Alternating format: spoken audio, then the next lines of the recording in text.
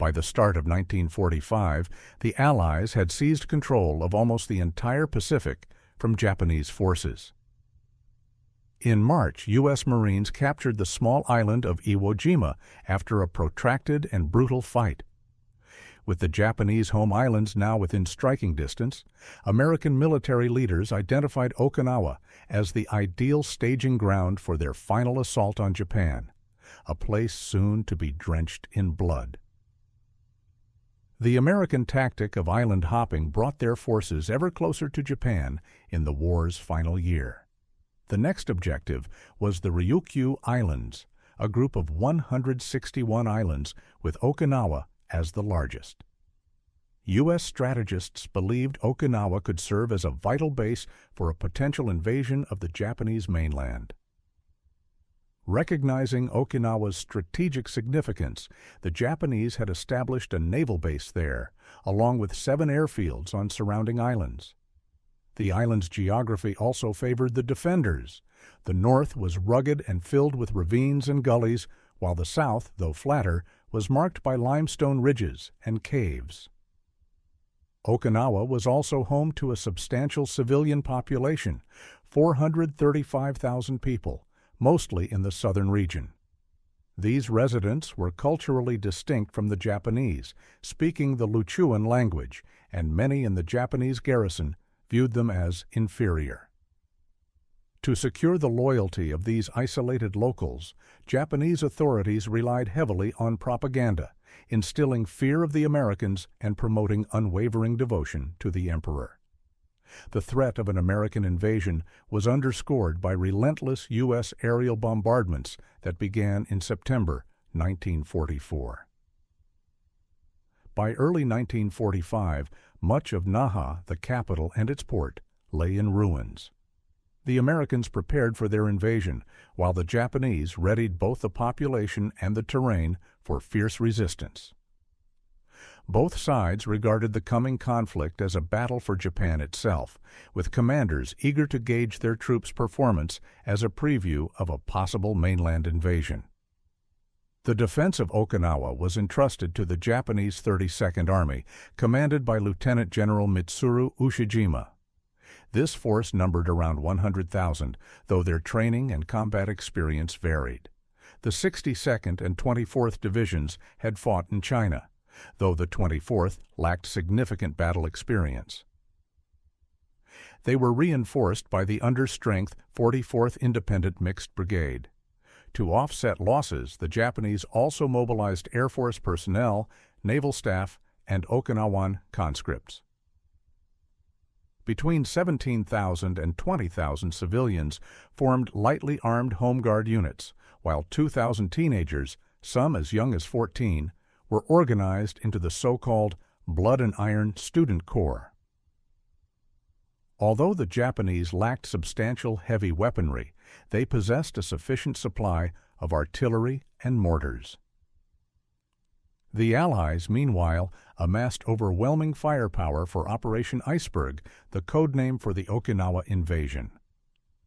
Approximately 100,000 soldiers and 88,000 Marines were assembled, backed by 300 warships, 1,130 additional vessels, and both Army and Navy air support. U.S. planners, led by Admiral Raymond A. Spruance, chose a 12.8-kilometer stretch of beach on Okinawa's west coast for the assault. The plan called for troops to storm ashore, seize the Kadena and Yantan airfields, then push into the island's narrow center to isolate Japanese forces before advancing north and south. 17-year-old Japanese ammunition carrier Yagi-sei was awestruck by the scale of the American fleet. The sheer size of the flotilla left little doubt about the battle's likely outcome. On March 29th, U.S. forces seized the nearby Karama-Reto Islands and began bombarding Okinawa's beaches with some 100,000 shells, rockets, and mortars. The invasion was imminent, and U.S. planners braced for heavy casualties, predicting up to 85% losses in the initial assault waves. At 8:30 a.m. on April 1, 1945, 2 U.S. Marine and 2 U.S. Army divisions landed on Okinawa's beaches. Yet, to their surprise, they encountered only sporadic mortar and artillery fire, no machine guns, no Japanese soldiers in sight. Marine Eugene Sledge, a veteran of the ferocious Peleliu campaign, felt an immense sense of relief. Images of Peleliu's chaos had haunted me, but on Okinawa, resistance was almost non-existent. Once the shock wore off, everyone began laughing and joking.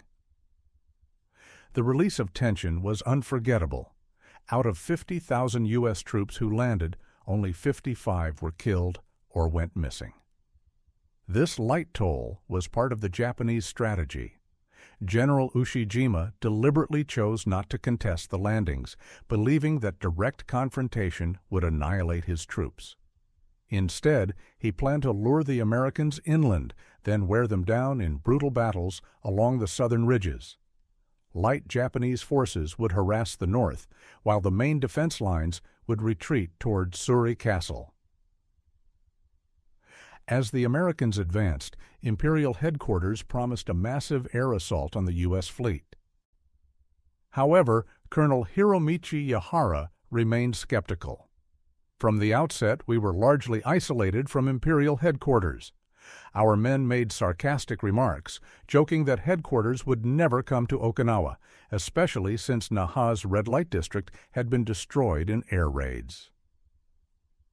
For several days, American troops encountered only minimal resistance, capturing airfields on April 2nd, reaching the east coast by the 5th, and advancing to the Chatan Isthmus in the south.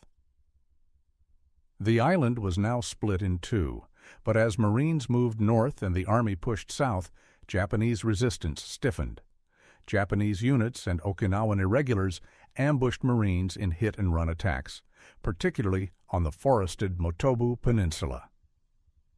On April 4th, U.S. troops confronted entrenched Japanese positions, halting their advance at Kakuza, Nishibaru, and Tombstone Ridges. Narrow passages hampered the American advance, but also increased Japanese casualties from artillery. To inflict 450 casualties on the 96th U.S. Infantry Division, the Japanese 63rd Brigade lost about 5,700 men. Japanese morale received a brief boost on April 12th with news of President Roosevelt's death, but the fighting raged on. Desperate, the Japanese resorted to unconventional tactics. Colonel Kaya, renowned for his resourcefulness, emulated the legendary 14th-century warrior Masashige Kusunoki by dropping human waste on the enemy. Despite such efforts, the Americans broke through, only to face new defenses at Hacksaw Ridge. Exhausted Army divisions were rotated out and replaced by fresh Marines. Major General Isamu Cho noticed the U.S. slowdown and demanded more aggressive counterattacks against Colonel Yahara's advice.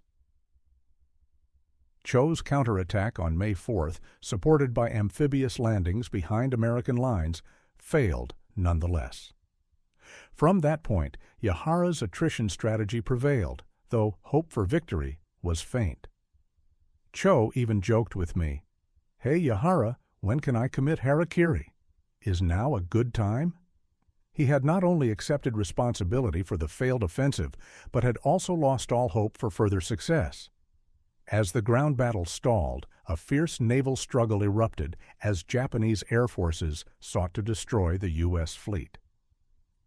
Beginning April 6th, Japanese kamikaze pilots launched relentless attacks on the 5th U.S. Fleet. Having seen some success with suicide tactics in the Philippines, the Japanese Air Force adopted them at Okinawa. Kamikaze strikes proved more accurate and destructive than conventional attacks, from which few pilots returned anyway. The initial wave of 355 kamikazes was only the start.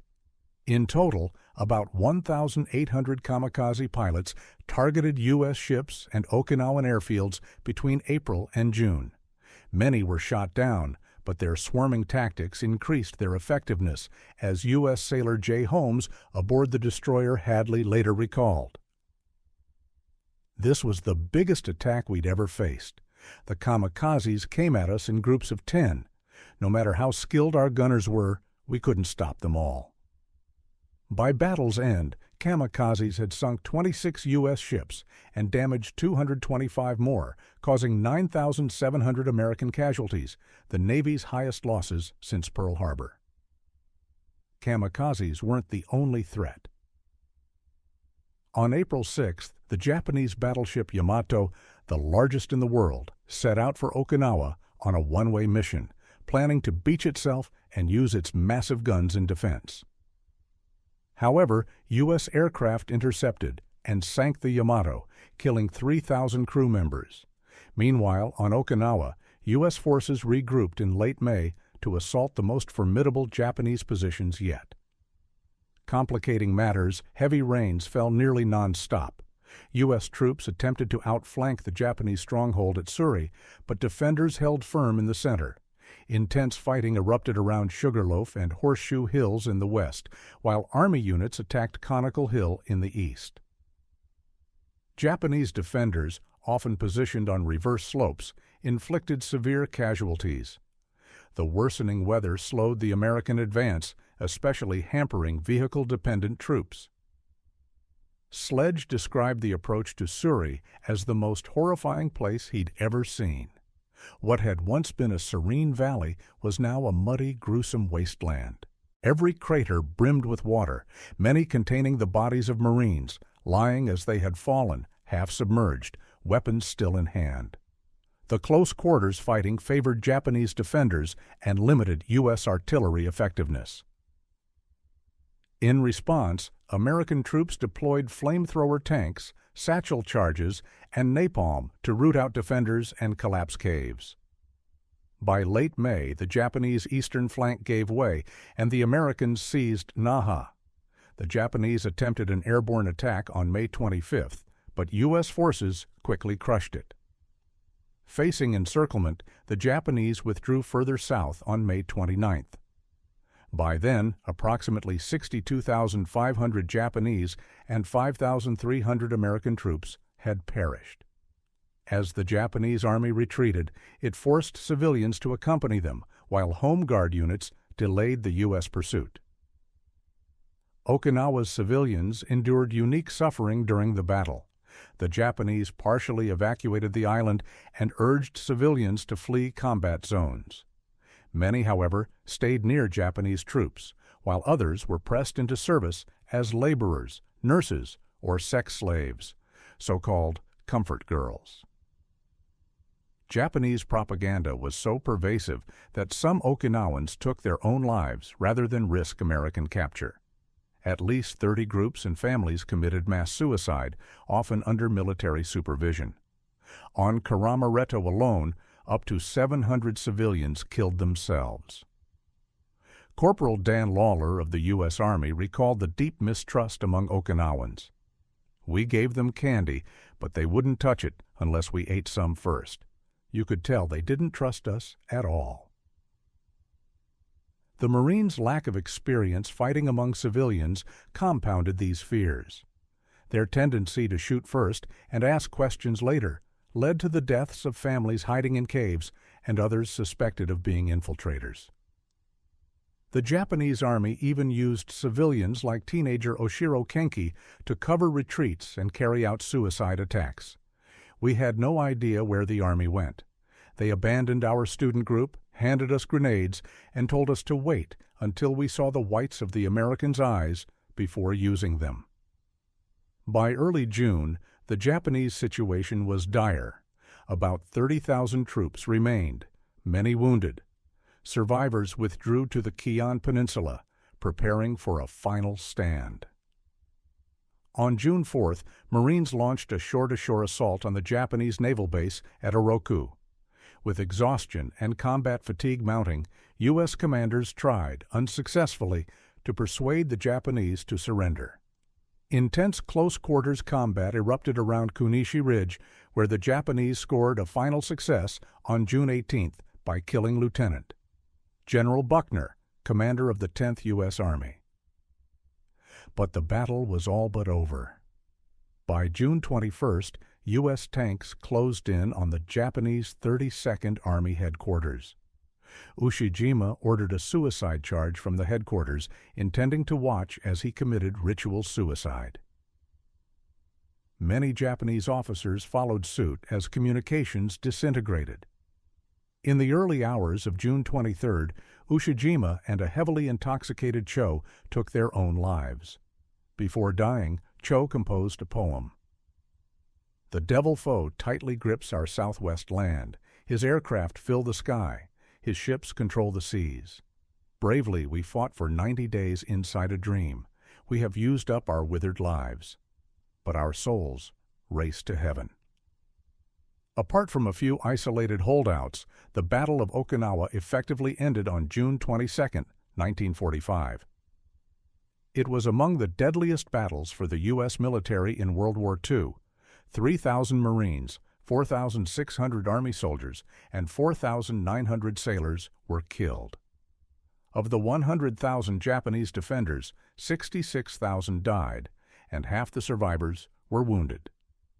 Civilian death estimates range as high as 140,000, about one-third of Okinawa's native population. Despite the appalling losses, the Japanese strategy was one of their most effective, wearing down U.S. resources and morale. Many American veterans emerged psychologically scarred. The 82-day struggle offered a grim preview of what an invasion of the Japanese home islands might entail: a mobilized civilian population fighting on familiar ground with prepared defenses and suicidal determination. U.S. planners used the Okinawa rate to estimate casualties for a mainland invasion, projecting up to 1 million American killed and wounded. Meanwhile, President Harry Truman received reports that some Japanese politicians might consider surrender and that powerful new atomic bombs would soon be available. Historians continue to debate the impact of the Okinawa campaign, but many contend that its horrific cost influenced Truman's decision to deploy atomic weapons just weeks later. If you enjoyed this journey through history, please like, drop a comment, and subscribe to our channel for more untold stories and forgotten truths.